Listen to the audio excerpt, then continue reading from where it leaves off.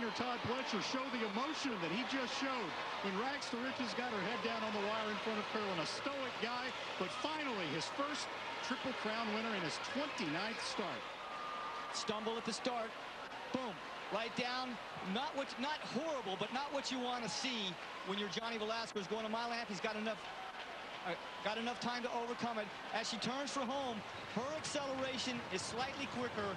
There we go with Rags to Riches, slightly quicker than Curlin's. He's battling back fiercely just like he did in the Preakness, but it's not enough today. You know, we talked about Curlin's determination that he showed in the Derby to get third, his gallant run in the Preakness Stakes, but we also talked about Rags to Riches' aggressiveness and her attitude, looking the boys in the eye in the mornings, now in the afternoon. She doesn't care. Here we go, looking at it one more time. And I mentioned the 5 pounds. Going a mile and a half when it comes down to heads, noses, necks, 5 pounds is a lot of difference. And look at Johnny Velasquez. And let's also don't lose sight of the fact that not only is it Todd Pletcher's first win in a Triple Crown race, but also Johnny Velasquez as well. There's Todd Pletcher, all the disappointments, 28. Now it's not coming through the Triple Crown. He can sense it.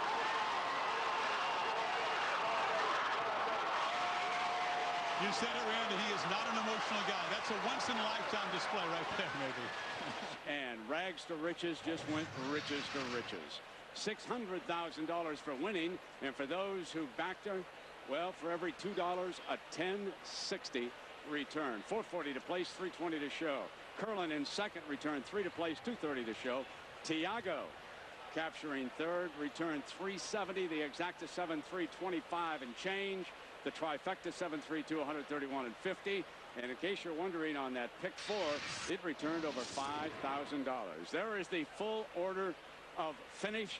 Rags to Riches, the first filly to capture this classic since 1905. Curlin, Tiago, Hardspun, CPU West, I'm a Wild and Crazy Guy, and Slew's Tizzy finished 7th. And so, gentlemen, there we have it. It's one we will never forget. History made here today as the filly, coming 4 wide, is able to win. Chris, what a performance.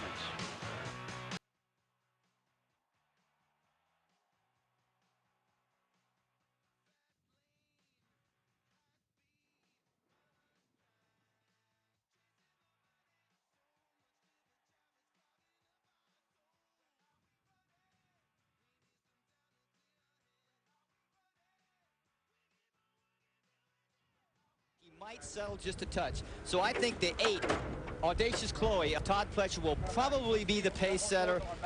Val Benny will probably be mid-pack, and the foreign horses will be a little farther back than that. Panny Ray, trained by Todd Pletcher, also running on grass for the first time. You heard an interesting conversation, an Irishman trying to talk to a Peruvian. Dermot Well trying to talk to jockey Rafael Bejarano about strategy quickly. He told Rafael she might, when she jumps out of the gate, he said, wait a minute, she jumps in the gate? He said, no, when she jumps out of the gate, she might be a little slow. So typical European, slow from the starting gate. Let's see if they got their strategy straight.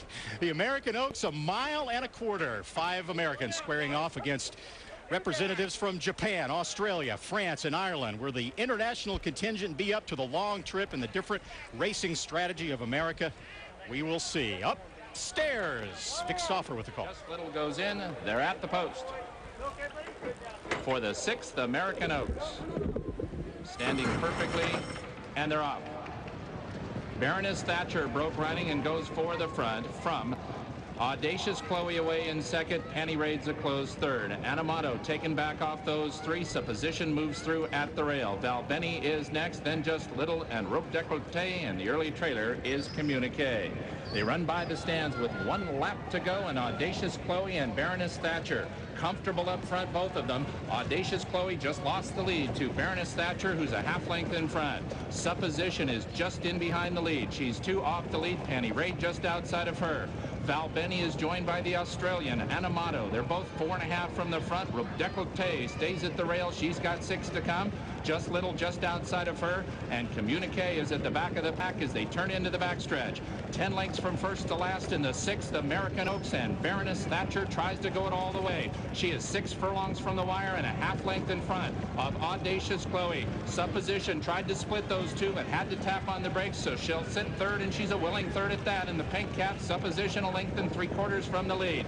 Panny Raid is outside of her, 2 from the front. Anamato and Val Benny continue to travel well. Anamato Amato's now a half length in front of Benny, and that puts her 4 from the front. Just Little has 5 lengths to make up. Decollete still has 7 to come. She's joined by Communique at the back of the pack as they leave the back stretch. Baroness Thatcher and Audacious Chloe have been 1-2 since they sprung the gate. Audacious Chloe puts half a head in front. Now Panty Raid comes 3 wide. Amato is within 2.5 of the lead. Supposition stays at the rail. Then Just Little to the outside. Val Benny's got to go from there. So does Rope Decollete, and they run to the top of the stretch, and Panty Raid has taken over the lead. It is Panty Raid in front. Amato, Val Benny splits horses, and here she comes with a big run.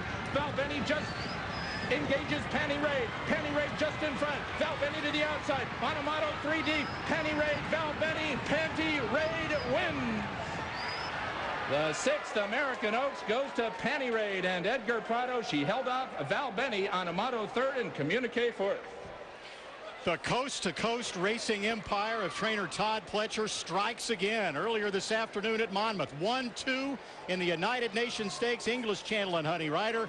The American Oaks to Panty Raid, trained by Pletcher and running on turf for the first time in her career, ridden by Edgar Prado. Todd Pletcher's got it down to an art with